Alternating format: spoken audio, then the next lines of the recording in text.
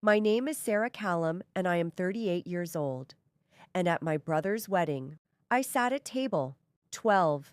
Table 12 was near the kitchen door, and it had a slight wobble on the left side that the staff had fixed with a folded napkin underneath one leg, and the centerpiece was slightly smaller than the ones on the other tables. Not dramatically smaller.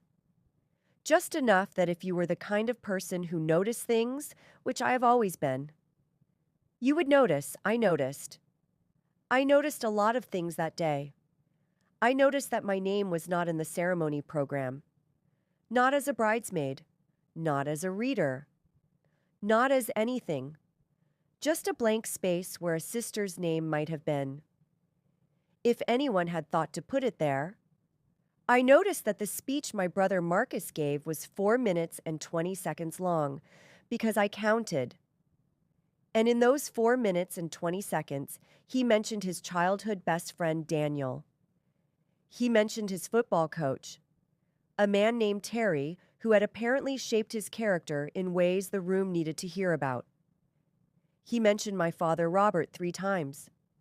He mentioned my mother Diane twice. He mentioned Claire's parents. He mentioned Claire's sister. He mentioned Claire herself for a full 90 seconds, which was right and good and correct. He did not mention me, not once. Not a single syllable of my name passed through the microphone in that room on that day. And here is the thing I need you to understand before I tell you anything else about my family or my brother or the email I sent on Monday morning. That room was mine. The building. Those lights were strung across the building.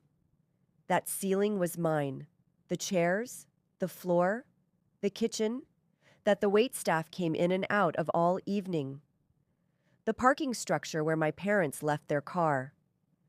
The garden where the photographs were taken after the ceremony. All of it was mine. I had owned it for 2 years, and not one person in that room knew.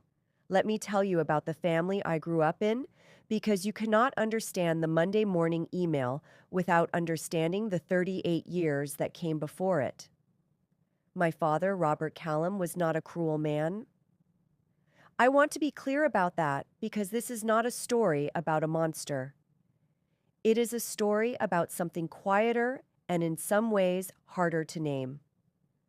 My father was a man who measured the world through a very specific lens, and through that lens, certain things were visible and certain things were not. Marcus was visible. I was not my mother. Diane was warmer than my father on the surface. She was the kind of woman who remembered birthdays and organized Christmas and made the house smell like something was always baking. But warmth on the surface and warmth underneath are two different things. And I learned the difference. Early Diane's warmth was a performance she gave for rooms, and the room she most wanted to impress was the one that contained Marcus. I was 4 years old when Marcus was born. And I remember almost nothing about the before because the after was so complete. The after was a house that reorganized itself entirely around a single new center of gravity. And I was simply the thing that had been on the table before the vase arrived. Marcus was beautiful in the way that certain children are beautiful, which is to say that adults responded to him immediately and completely. Strangers in supermarkets leaned into his pushchair and made sounds.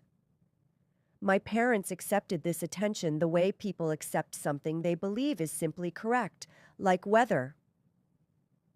I understood very young that I was not that kind of child. I was the kind of child who was described as capable and self-sufficient and mature for her age, which are the words adults use for children who have learned not to need things out loud, because needing things out loud did not produce results. I want to tell you about a specific morning when I was 7 years old. It was a Tuesday, and my mother was supposed to make my lunch before school. She had done it every day until that week.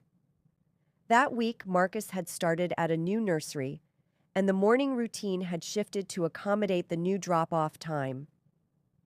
And on that Tuesday, I stood in the kitchen at 7:45 and the bench was empty, and my mother was in the hallway doing up Marcus's shoes and talking to him, in the voice she used only for him. The soft, continuous voice, like a radio left on for comfort. I made my own lunch, peanut butter on 2 slices of bread, an apple from the bowl, a juice box from the bottom shelf. I put it in my bag and I walked to school. I did not tell my mother. She did not ask. I made my own lunch every day from that Tuesday onwards. For the remaining 11 years, I lived in that house, and my mother never once mentioned it. That is not a story about a terrible mother. It is a story about a woman who simply never looked far enough to the left to see what was happening there. When I was 12, I asked for a microscope for Christmas. Not an expensive one. I had looked it up. I had written down the model number. I had left the page bookmarked on the family computer for 6 weeks on Christmas morning. There was a gift card from a shop that sold clothes. My mother said they hadn't been sure what to get. Marcus got a full football training kit with his name printed on the back. The following year, I stopped writing down what I wanted.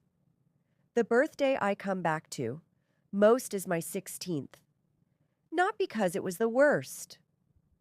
It wasn't the worst.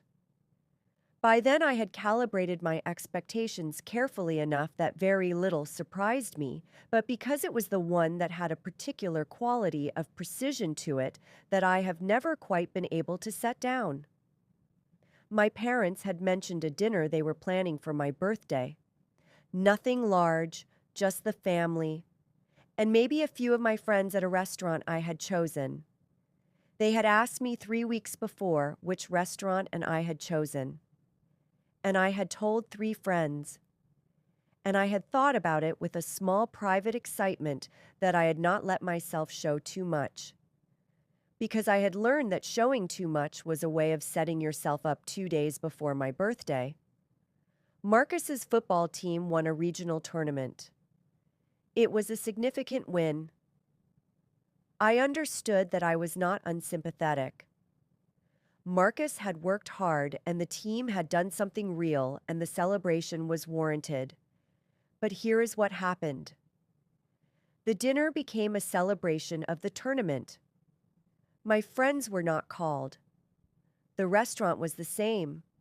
But the evening belonged to Marcus and his teammates and their parents.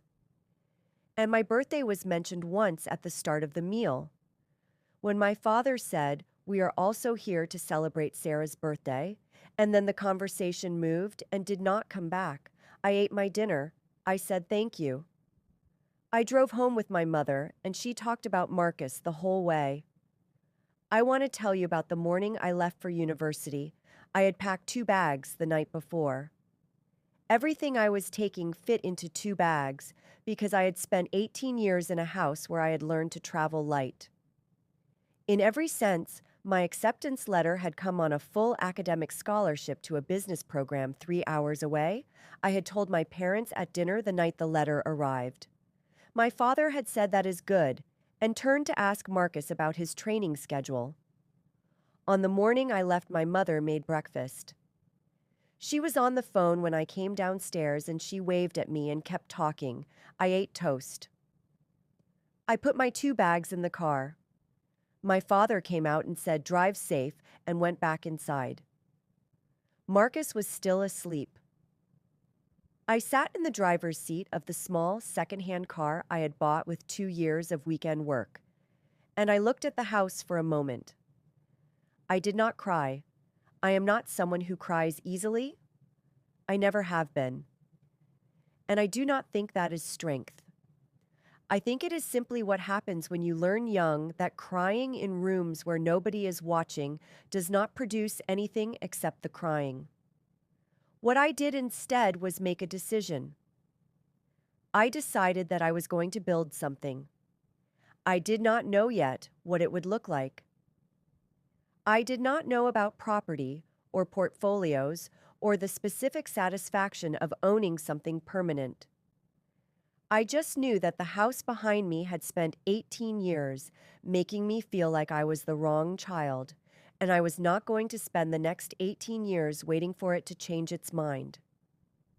I put the car in drive. I did not look in the mirror, and I did not go back. I want to tell you what 3 hours of motorway looks like when you are 18 years old and driving away from the only home you have ever known. With 2 bags in the back seat and the specific knowledge that nobody inside that home watched you leave. It looks like freedom and loneliness arriving at exactly the same time, and for a long while I could not decide which one was louder. By the time the university campus appeared through the windscreen, the loneliness had quieted enough that I could hear the other thing clearly, and the other thing was this. I was completely on my own, and completely on my own meant that everything that happened from this point forward belonged entirely to me. Not contingent on someone else's tournament win, not absorbed into someone else's celebration, not dependent on a room turning toward me before it became real. Mine. I parked the car. I carried my 2 bags up 3 flights of stairs to a room smaller than my childhood bedroom, and I stood at the window and looked out at a campus full of people who did not know my brother's name, and I felt something I did not yet have a word for it. Took me several years to find that word. The word was possible. I will not pretend university was easy because it was not. I was on a full academic scholarship, which meant tuition was covered. But tuition is not rent, and rent is not food. And food is not the textbooks that cost $300 each and are apparently non-negotiable. I worked from the first week a coffee shop, Tuesday and Thursday mornings, a supermarket, Friday evenings, and all day Saturday. I did this for all 4 years. Without a single exception, I called home every 2 weeks in the first year. The calls were brief. My mother would tell me about Marcus. She would mention my father's work. She would ask if I was eating enough, and then the conversation would find its natural end without ever turning in my direction. By the second year, the calls were monthly. By the third year, I was calling out of obligation. Not because the calls returned anything worth having. Marcus visited the campus once in 4 years. He was passing through on his way to a tournament. He said he stayed 2 hours. He ate food from my refrigerator. He talked about his life for 90 minutes and asked me 4 questions about mine, all of which were answered within the first 10 minutes. And then we were back to Marcus. I watched him drive away from the car park, and I thought, this is what we are, and I made my peace with it. I graduated top of my cohort. On a Thursday morning in June, I had sent my parents the details 3 months earlier. I had sent a reminder 6 weeks before. I had mentioned it twice in phone calls. The Thursday morning came. I dressed in my gown in my student room alone. I walked to the ceremony hall. Alone after the ceremony. A woman from my economics class asked a stranger to photograph them outside the hall, and I asked if they would take one of me as well. They said, of course. I stood in my gown with my degree in my hands, and a stranger took my photograph. And that was my graduation.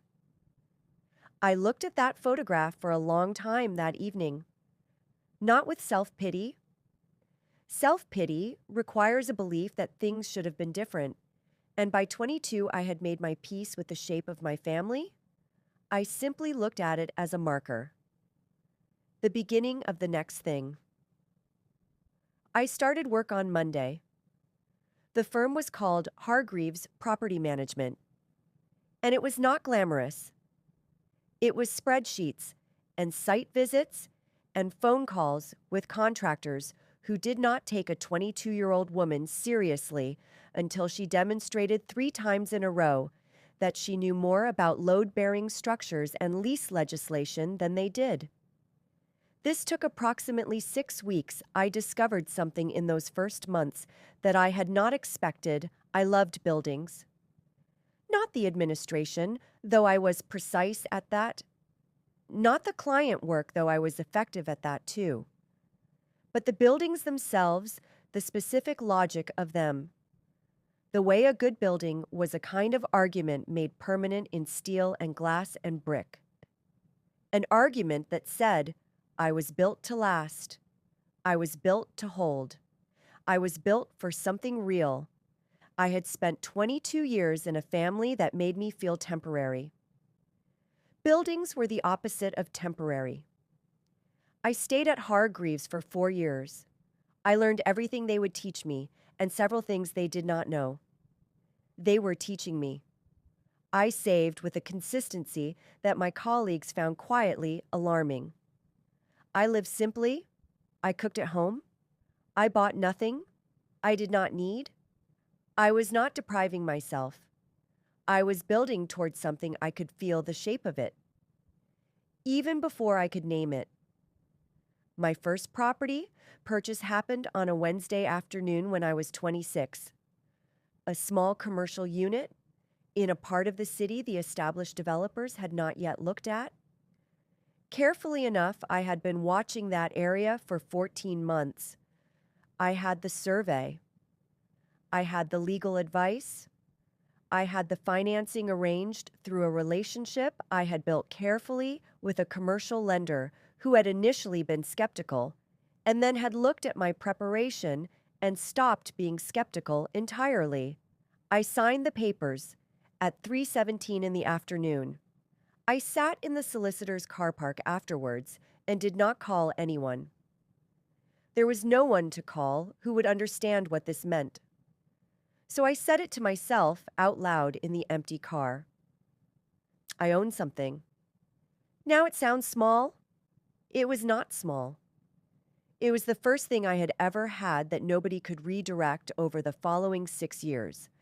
I bought 7 more properties. I want to be honest about what those years looked like because people hear a sentence like that and imagine something fast and triumphant. It was not that it was early mornings and late evenings and weekends in buildings that smelled like damp and old carpet doing assessments that told me whether the bones were good enough to justify the cost. It was negotiations that failed and financing that fell through twice, and a contractor who disappeared with a significant deposit and the 14-month legal process of recovering it. It was the most absorbing work I had ever done, and through all of it, Marcus was failing. I pieced together the details gradually from things my mother said in phone calls. Marcus had started a sports equipment business at 25. Our parents had funded it, and it had closed within 18 months. Marcus had started a personal training company at 27. Our parents had funded it, and it had quietly wound down. Marcus had put money into a friend's restaurant. At 29, our father had contributed significantly, and the restaurant had lasted 2 years before it closed each time the family absorbed the failure. The way still water absorbs a stone. A brief surface, ripple and then nothing. And Marcus was still the one the room turned toward. Still the one my mother's voice changed. For I was still fine. I was fine and I was building and nobody was watching. The Callum came to auction on a Tuesday morning in October, and I was the only serious bidder in the room when the auctioneer confirmed the sale. I sat very still. Then I wrote 2 words in my notebook. Callum Properties.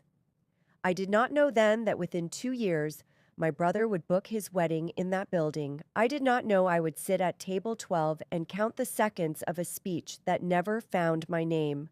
I did not know any of that yet, but I looked at those 2 words in my notebook, and something that had been quietly building for 20 years finally had a name. I wore green, not because green was my favorite color, though it is, but because I had stood in the shop 3 weeks before the wedding and held up dress after dress And the green one was the one that made me look like someone who had somewhere important to be, and I decided that was the energy I was going to carry into that building. On that day, my building, I want you to hold that word. While I tell you this story, my building, I drove myself to the wedding on a Saturday morning in September.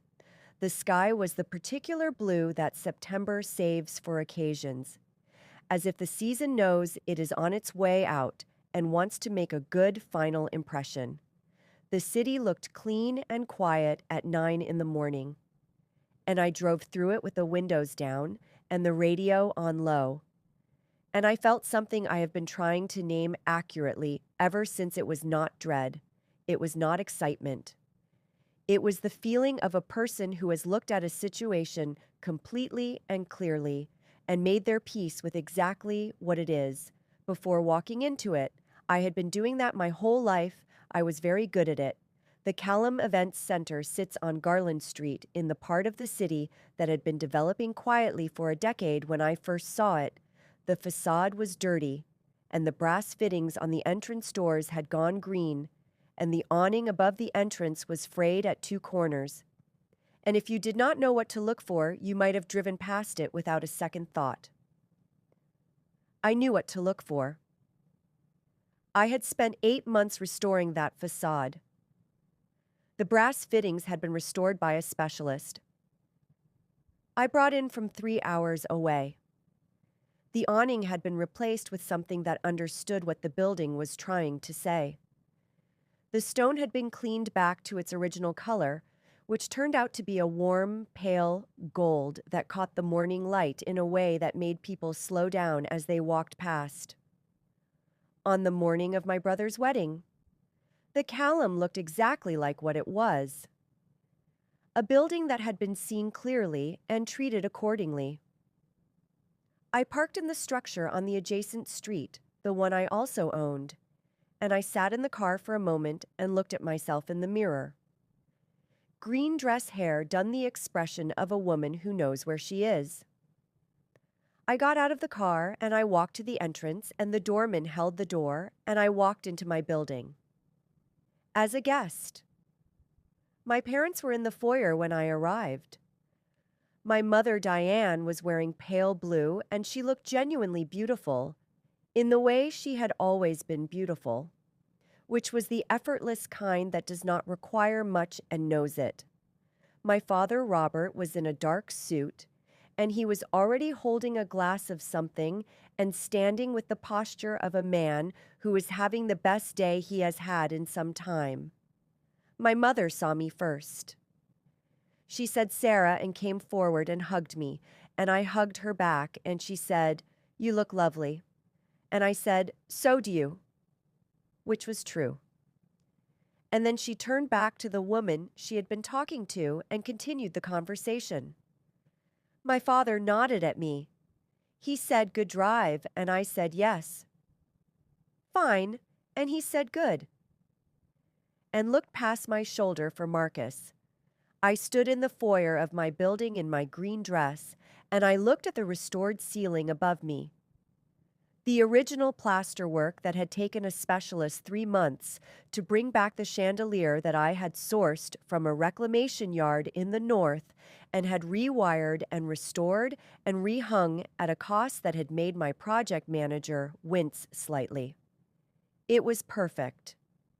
Every detail was perfect, and I was the only person in that foyer who knew why the ceremony was held in the ballroom on the second floor. I want to describe that room to you, because I need you to understand what it meant to sit in it as a guest. The ballroom ceiling is the reason people look up when they enter it, is the original 1930s plasterwork, restored to its full detail, a series of interlocking geometric panels, with a centerpiece above the dance floor that contains a detail so fine you have to stand directly beneath it to see it properly. I had stood directly beneath it many times during the restoration. I had looked up at it and felt the specific satisfaction of something brought back from the edge of being lost. The florist had done something extraordinary with the space white flowers along every row, cream ribbons on the chairs. The light coming through the restored windows at the angle I had always known it would come at this time of year, because I had stood in that room at this time on a Saturday and watched where the light went. It was the most beautiful wedding I had ever attended. I sat in the 5th row. Not the front, not the family rows. Those were for the people whose names would be in the speech. I sat in the 5th row in my green dress, and I watched my brother Marcus stand at the front of the room I had restored and marry a woman I had met twice, and I thought he looks happy, and I meant it without complication. Marcus did look happy. Happiness suited him. It always had. The reception was on the ground floor in the main dining room. I found my table without assistance because I had approved the floor plan 8 weeks earlier when the events coordinator had sent it to my office for the building's records table 12. I looked at it from across the room before I went to it. Round table near the kitchen service door. White cloth. Slightly smaller. Centerpiece. 6 place settings. The napkins folded into a shape that the senior staff reserved for the less prominent tables. Not as a slight, just as an allocation of effort. I went to table 12 and I sat down. The people at my table were pleasant. There was a colleague of Marcus's from his most recent venture, a man named Phil, who talked about cricket with the focused intensity of someone who had decided cricket was a personality, and his wife who seemed to have made peace with this, a distant cousin of Claire's. From somewhere I did not catch an older woman who turned out to be the former neighbor of Claire's grandmother, and a man who arrived late and sat down with the energy of someone who was not entirely sure how they had ended up here. We introduced ourselves when I said my name. The cricket man said, "Oh, Marcus's sister," and I said yes. And he said, "Great guy," and I said yes. And then we talked about cricket for a while because that was what was available. The speeches began at 7:40 in the evening. Claire's father spoke first. He was warm and funny in the way of men who are comfortable in rooms. And he talked about Claire with the specific tenderness of a father who had paid attention. And his voice did the thing voices do when they are talking about someone they are genuinely proud of, and the room responded to him completely. Then Marcus stood up. I counted 4 minutes and 22 seconds. He thanked Claire's family. He thanked their guests. He thanked the venue, which produced a ripple of appreciative murmuring from the room, because the venue deserved it. He thanked his football coach, Terry. He thanked his best friend, Daniel, who had apparently been there for him through everything, and the room laughed warmly at a story about Daniel that I had not been present for. He thanked my father, Robert Callum. He said, "The man who showed me what it means to work hard and build something." He thanked my mother, Diane Callum. He said, "The woman who made our house a home and who has given everything for this family." I sat very still. There was a moment near the end of the speech.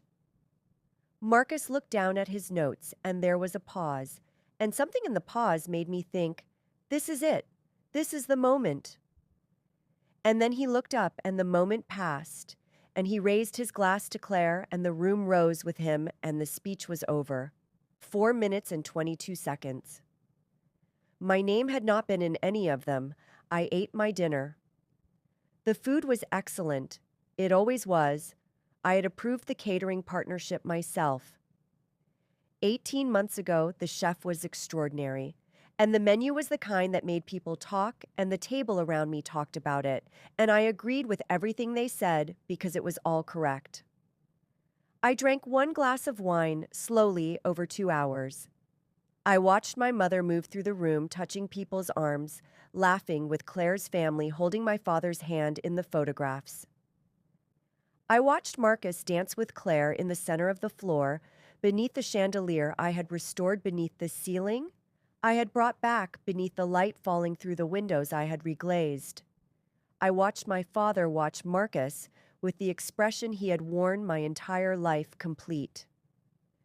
That is the word my father watching. Marcus looked complete, the way a sentence looks complete when it has everything it needs. I sat at table 12. I finished my dinner. I folded my napkin, and something that had been a question in my mind for a long time became very quiet and very clear. Not anger. I need you to understand that it was not anger. It was clarity.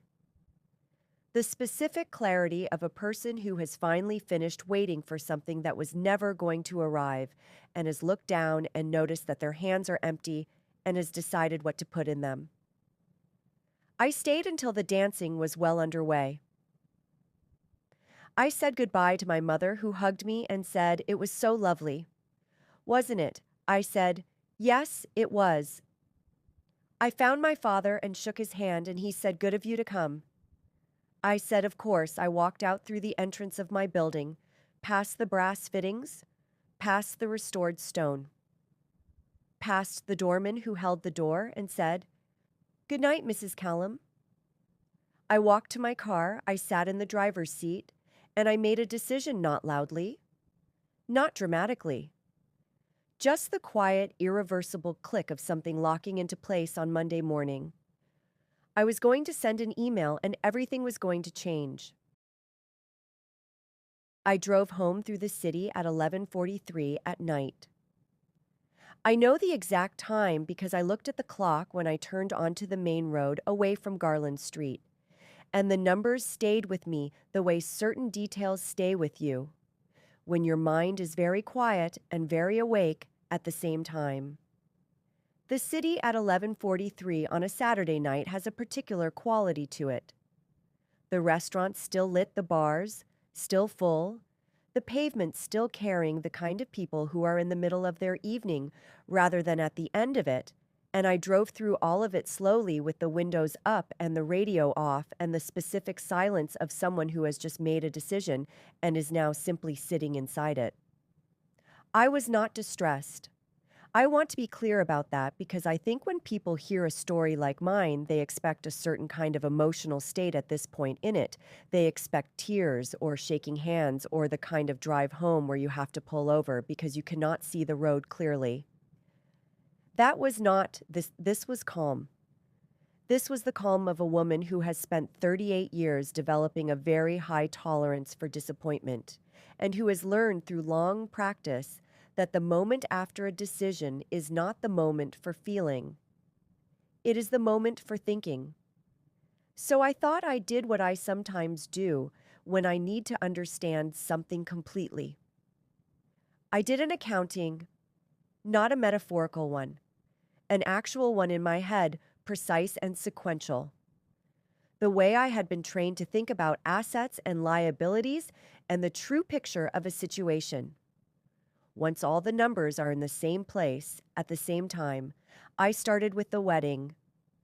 The Callum Events Center hire for a Saturday in September at full weekend rate. £14,050. Catering for 112 guests at the rate the Callum's catering partner charged for a full reception dinner with canapes and evening food. £22,300 floristry sourced through the preferred supplier. I had negotiated a partnership with 18 months earlier, £4,800. The bar package, £6,200. The accommodation block I had arranged with the hotel 2 streets over for the wedding party. At the corporate rate I received as a regular referral partner, £3,600. The small items, the chair covers, the additional lighting, the sound system, the coordinator's overtime, the cake table, the custom monogram projected onto the wall above the dance floor, which had been a last-minute addition that Claire had requested and that my events coordinator had accommodated because accommodating things was what we did. Another $4,000, give or take. I ran the total £54,950. Approximately. I had processed the deposit when the booking came in. I had seen the name Callum on the booking form, and I had approved it without sending a flag to the events team, and I had absorbed the venue fee as an internal transfer within Callum Property Holdings. Because I had decided 8 weeks before the wedding that this was what I was going to do. I had paid for my brother's wedding. Not as a gift, not as an announcement, as a silence. A £54,000 silence that nobody in that room had known about, while my father stood at the front of it and talked about building something. I want to tell you about the Marsden Industrial Block, because the Marsden is where the accounting gets interesting. I acquired the Marsden Block 3 years ago. It is not a glamorous asset. It is a functional one. A cluster of 12 commercial and light industrial units on the eastern edge of the city. The kind of property that does not appear in architectural magazines, but that generates consistent, reliable income from the kind of businesses that need space and storage and loading access, and do not need to be beautiful while they do it. When I was doing the due diligence on the Marsden acquisition, I went through the existing lease register unit by unit, Unit 1. A. Logistics Company. Good covenant. Strong lease. 3 years remaining. Unit 2. A printing firm. Month-to-month needed attention. Unit 3 to Unit 6. Various tenants, various terms. Nothing unusual. Unit 7. Callum Precision Parts. I sat with that for a moment when I first saw it. Callum Precision Parts, my father's business. The business Robert Callum had started 23 years ago in a different unit, in a different part of the city, and had moved to the Marsden 11 years earlier when he needed more floor space and better loading access. I had not known he was at the Marsden. He had not known I was buying the Marsden. I checked the lease. The lease for Unit 7 was a rolling monthly arrangement that had never been formalized into a longer-term agreement. It was running on the original terms from 11 years ago, which meant it was running at the rate agreed in the year. It was signed the rate from 11 years ago. I looked at the current market rate for a comparable unit in that part of the city. The difference was significant. My father had been paying 11-year-old rent on a unit whose market value had increased considerably in the time since the original agreement was made. This was not unusual in itself. Landlords and tenants often exist in arrangements that have drifted away from market rate, especially when the relationship is long-standing and nobody has pushed for a review. What was unusual was that the landlord in this case was me, and I had known for 3 years, and I had said nothing. I need to be honest about why I said nothing. It was not strategy. At least not at first. At first, it was simply the paralysis of a specific situation that I did not know how to handle cleanly. If I sent a lease review notice, my father would see the letterhead, and he would know, and knowing would produce a conversation I was not ready to have. Not because I was afraid of it, but because I had not yet decided what I wanted from it. And I have always believed that you should not start a conversation until you know what you are trying to say. So I waited. I processed the monthly payment. When it arrived, I allocated it correctly in the accounts, and I said nothing. And the months became a year, and the year became 2 years, and the 2 years became 3. And by the time I sat in my car outside the Marsden block on a Tuesday morning, doing a routine inspection of the units, I had been my father's landlord for longer than some of my other tenants had been in business. 3 years of below-market rent on a commercial unit in an area whose value had continued to rise. I ran that number in my head on the drive home from the wedding. The difference between what my father had been paying and what the unit was worth at current market rates multiplied by 36 months. It was not a small number. It was the kind of number that when you say it out loud in a room, people go quiet for a moment before they respond. I had been subsidizing my father's business for 3 years. The man who had stood in my building that evening and thanked the venue without knowing it was mine, the man who had said in his own speech at his son's wedding that Robert Callum showed me what it means to work hard and build something, the man who had told me good of you to come when I said goodbye, he had been surviving in part on my silence for 3 years, and he did not know. And Marcus, who had failed at 3 businesses, that my parents had funded Marcus, whose wedding I had just paid for, without announcement. Marcus, who had stood beneath my chandelier and spoken for 4 minutes and 22 seconds without finding my name. Marcus, who my father described as someone who understood what it meant to build something. I thought about that phrase on the drive home. Build something. I had 7 properties. I had a restoration that had been written about in an architectural journal. I had a business that employed 11 people directly and worked with another 30 through contractor relationships. I had built something. I had built it in the time it took Marcus to fail at 3 ventures and get married in a building his sister owned. I did not say this to anyone. I had not said it to anyone for years. That was the thing about building in silence. Nobody knew the size of what you had made until you decided to let them see it. I got home at 12:19. I poured a glass of water and stood at the kitchen window and looked at the street below for a while. Then I went to bed. I slept. Well, I almost always sleep well. I have never been someone who loses sleep over decisions once they are made, and the decision had been made in the car outside the Callum at 11:43. And it had not changed on the drive home. And it was not going to change overnight. On Sunday morning, I went for a walk. I bought coffee from the place on the corner that opened early. I came home. I read for 2 hours at 4 in the afternoon. I opened my laptop. I opened a new email. I typed my father's business email address into the recipient field. I sat for a moment, then I started to type. Not the first draft. Not the emotional one. Not the one that said I sat at table 12 in my own building while you thanked everyone but me. Just the facts, clear and professional and exactly true. The kind of email that a landlord sends to a tenant, which is precisely what it was. I saved it as a draft.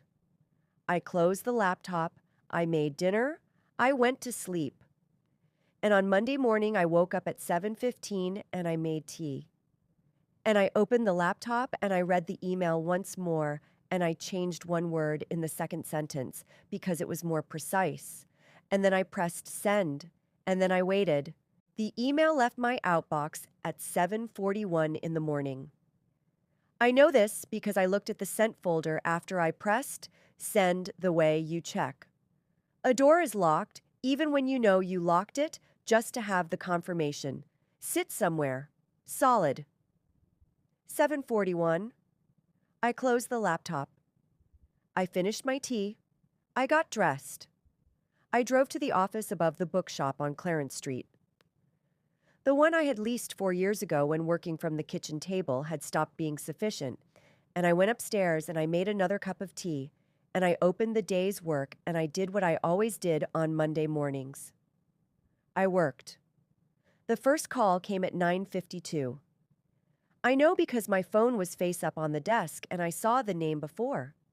It rang a second time. Robert Callum. My father called, his business. Robert Callum. The way certain men of his generation named things after themselves as if the naming was the proof of the building. I let it ring. Not to be cruel. I let it ring because I had a clause in a lease review that needed my attention before 11 and because the email had said everything the email needed to say, and a phone call at 9:52 on a Monday morning was not a conversation I was going to have unprepared. He did not leave a voicemail. He called again at 10:04. I let that one ring too. At 10:19. My phone showed a text message from a number I did not have saved. but recognized immediately as my mother's mobile the one she had changed 2 years ago, and never resent to people she assumed already had it. The text said, "Sarah, please call your father," just that. No punctuation, no explanation, no acknowledgement that this was the first text my mother had sent me in 4 months. I put the phone face down. I finished the lease clause. Marcus called at 11:30. This one I answered. Not because I was more ready for Marcus than I was for my father, but because Marcus calling me directly was unusual enough that I was curious about which version of him would be on the line. He opened with Sarah. "What is this email?" "Not hello." "Not how are you?" "Sarah, what is this email?" I said, "Good morning, Marcus." He said, "Is this real?" I said, "The email is from my company's registered address and contains my registered company number." "So yes, it is real." He said, "You own the Marsden block." I said, "Yes." He said, "Since when?" I said, 3 years. The silence that followed that answer had a quality I had not heard from Marcus before. Marcus was someone who moved through silences. Quickly he filled them with the next thing he wanted to say. He had never been comfortable with the kind of pause that required him to sit inside an idea and feel its full weight. This silence he sat inside. I let him. After a moment, he said, "And the Callum?" I said, "Yes." Another silence. He said, "We had our wedding there." I said, "I know," he said. "Did you know when we booked it?" I said, "Yes." The silence this time was longer. I could hear him breathing the way you hear someone breathing when they have stopped doing anything else because the thing they are trying to understand requires all available attention. He said, "Sarah?" I said, "Yes."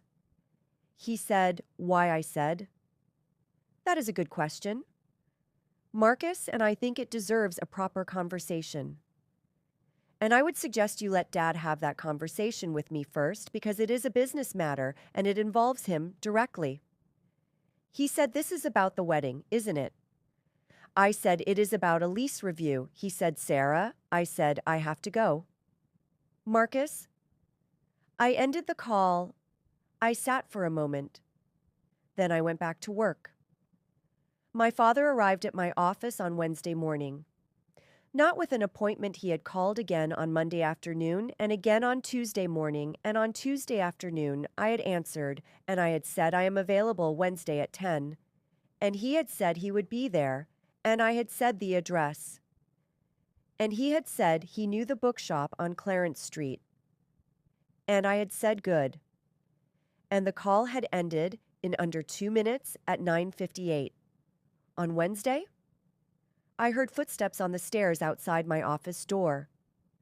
My assistant Carla knocked once and opened the door and said, "Your father is here."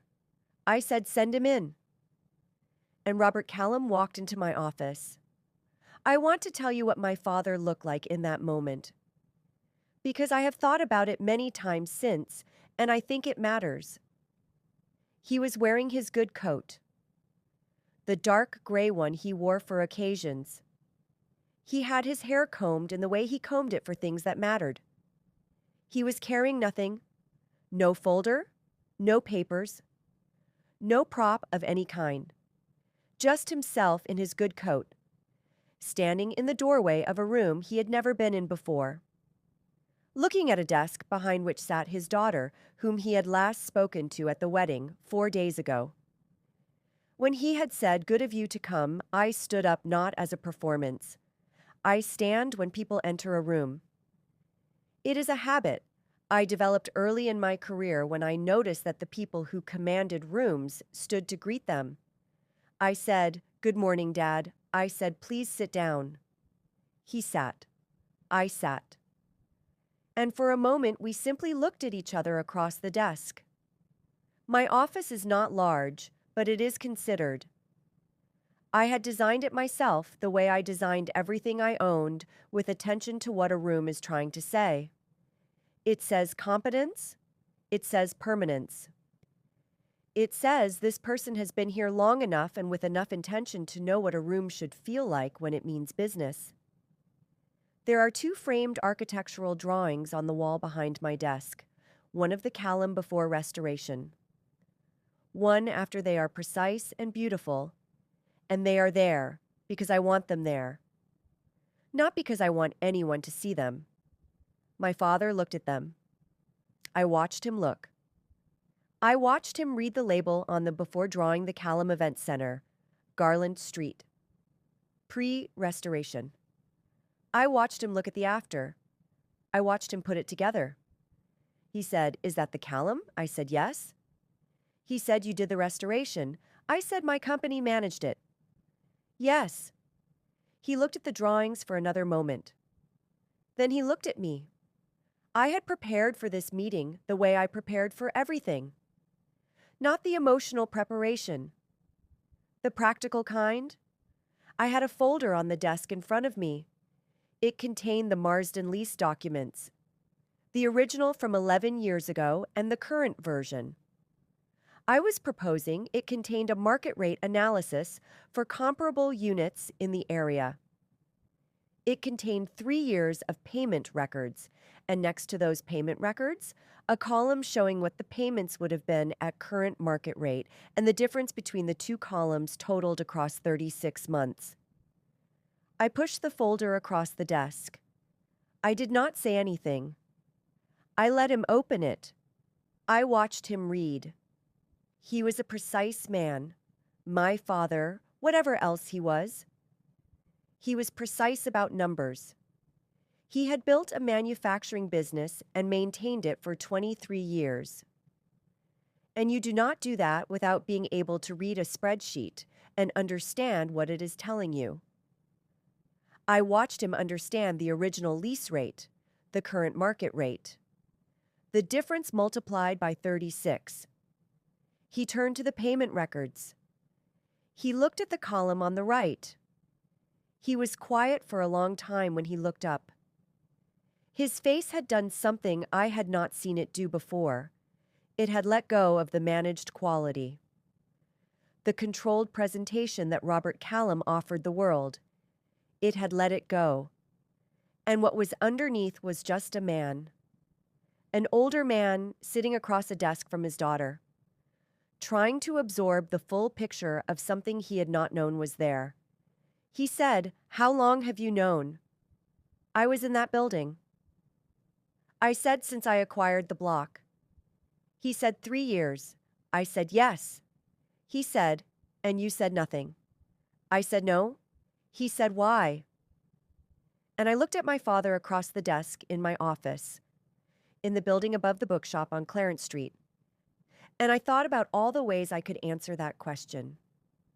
I could tell him about the football tournament and the birthday that became about Marcus. I could tell him about the Christmas morning with the gift card. I could tell him about the graduation photograph taken by a stranger outside a hall where nobody from my family had come to watch me collect the degree I had earned on a full scholarship. While working 2 jobs, I could tell him about the wedding speech. 4 minutes and 22 seconds, I could tell him about table 12. I could tell him about the chandelier, about the ceiling I had restored, about standing in the foyer of my building in my green dress. While he looked past my shoulder for Marcus, I could tell him all of it. Instead, I said this. I said, "Dad, for 38 years. I have been in the room. I said I have been present and capable, and I have shown up, and I have built things, and I have been there." I said, "And for 38 years, you looked straight through me to find Marcus." I said, "So I suppose I learned from you?" I said, "I learned that it is possible to be in a room with someone for a very long time and simply not see what they have built." The office was very quiet. Carla was not at her desk. I had asked her to take the morning elsewhere. The bookshop below us was not yet open. It was just my father and me and the folder on the desk, between us and the 2 drawings on the wall behind me. He looked at the drawings. He looked at the folder. He looked at me and Robert Callum, who had spent 38 years looking past me to find his son, opened his mouth and closed it again and looked down at his hands on the desk, and for the first time in my life, my father had nothing to say. My father sat in that chair and did not speak for a long time. Not the silence of a man gathering his argument or preparing his reasonable, managed voice for deployment. The silence of a man who has just seen something he cannot unsee and is standing very still inside the understanding of it. The way you stand still when you have walked into a room and realized it is not the room you thought it was. And the geography of everything you believed about the building has just been quietly rewritten. I let him sit in it. I have always believed that some moments need their full weight before anyone moves through them. This was one of those moments outside on Clarence Street. The bookshop owner was arranging the window display below us. A delivery van was doing something complicated with a double parking situation. A woman was walking past with a dog that wanted to stop and investigate everything, the ordinary Wednesday morning world, continuing with complete indifference to the fact that something significant was happening one floor above it. My father looked at the two drawings behind my desk. The Callum before the Callum. After he looked at them for a long time, then he looked at the folder on the desk between us. Then he looked at me, and I watched Robert Callum do something I had not seen him do in 38 years of being his daughter. I watched him not know what to say. He said 8 properties. I said yes. He said, and the Callum. I said yes. He said, and the Marsden block. I said yes. He looked at the folder again. He opened it to the page with the 2 columns. The rate Callum Precision Parts had been paying for 11 years on the left. The current market rate for a comparable unit on the right. The difference between them multiplied across 36 months at the bottom. He looked at that number for a long time. He said, "You have been subsidizing my business for 3 years. I said the lease was never updated. It ran at the original rate by default." He said, "Sarah," I said yes. He said that is not an accident. That is a decision. I said yes, it is. He said why. And I looked at my father and I thought about the birthday cake and the microscope that became a gift card and the graduation photograph taken by a stranger and the 4 minutes and 22 seconds of a speech in a building I owned. And I thought about all the versions of that answer that existed inside me. And I chose the most honest one. I said because I was not ready. I said because the moment I sent a lease review notice, you would have seen my name on the letterhead, and I would have had to have a conversation. I had not yet decided how to have. He said, "And now you have decided." I said, "Now I have decided." He was quiet. Then he said, "What do you want from me, Sarah?" And that question, that direct, undefended question from a man who had spent my entire life not asking me what I wanted, landed somewhere I was not entirely prepared for. I said, "I want you to understand what you are looking at."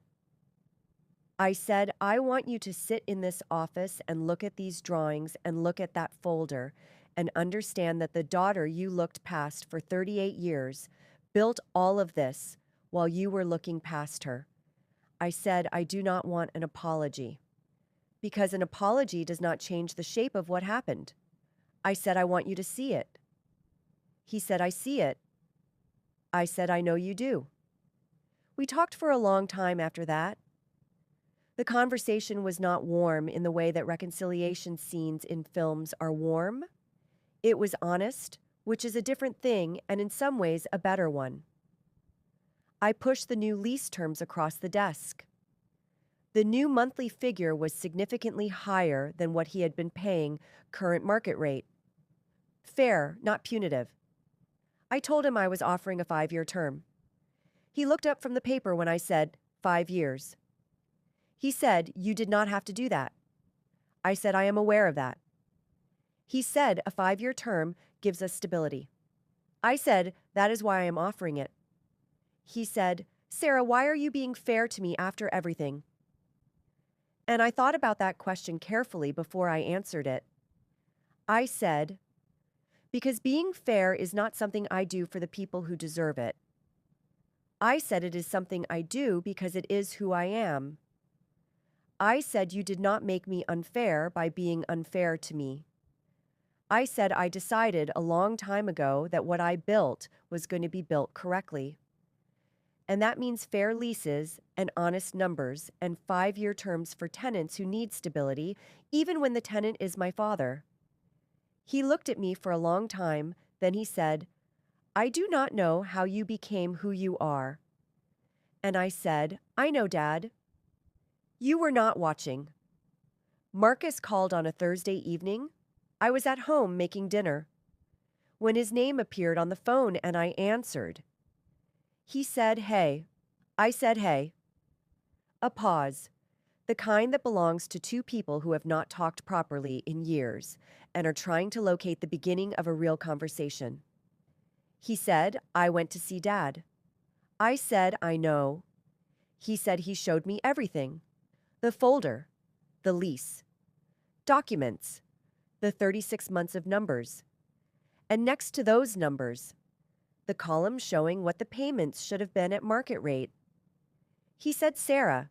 I said, yes. He said I had no idea about the buildings. I said, I know, he said.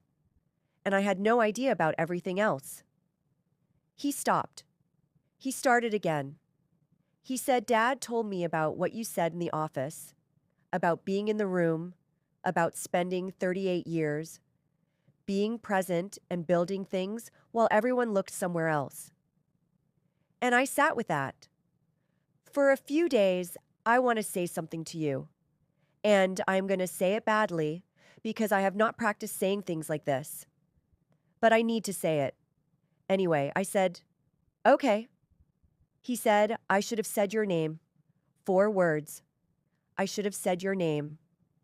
I stood in my kitchen with the phone against my ear and the pan on the hob behind me and the evening light coming through the window, and I felt something move through me that I have been trying to name accurately. Ever since it was not relief. Exactly not vindication, not the dramatic release of decades of distance dissolving in a single phone call. It was something quieter and more permanent than all of those things. It was the feeling of a door that has been stuck for a very long time, opening just slightly, just enough to let the light through. I said, thank you for saying that, Marcus. He said, I mean it, Sara. I said, I know you do. We talked for another 20 minutes. Not about buildings or leases or speeches or seating charts, about ordinary things. His life and mine, the careful, tentative conversation of two people discovering whether there is something still worth finding. After a long absence, there was not closeness. We had never had, but something real. Something that might grow if tended correctly over time. I have learned to tend things carefully. 3 years have passed since that Wednesday morning in my office. I'm sitting in the garden of the house I bought myself, and it is a Tuesday in May. And the garden is insisting on itself, the way gardens do in May, green and unhurried and completely unconcerned with anything that is not growing. I have a cup of tea. My phone has a message from my father. Sent Sunday afternoon.